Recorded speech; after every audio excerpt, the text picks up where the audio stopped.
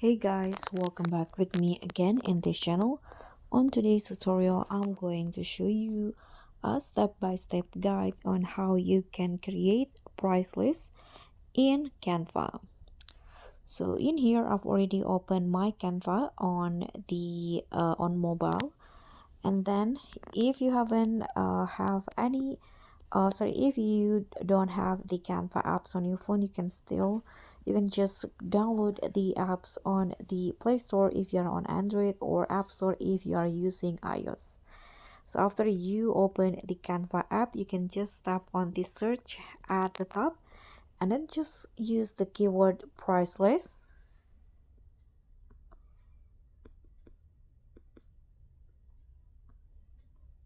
You can hit on enter,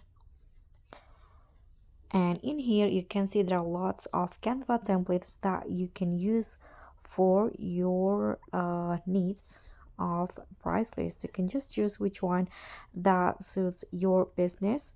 For example, in here I'm going to use this one's right here, this beauty salon price list template. You can just click on the templates that you want to use and it will automatically open just like this. And in here you just need to make some adjustment that suits your business. Of course, you can change the name of the business in here. I'm going to just double click in here and I'm going to just use you can just do it like this. You can also change the item of your the items of the price list, like this. And you can also change the price here that suits with your business, just like this. And if you're already done editing the items here, you can also add like your social media in here. For example, I'm going to just add my my Instagram account, for example, PS Beauty score bar. Here, if you want to, you can also find elements in here and then just find Instagram icon or Instagram logo in here.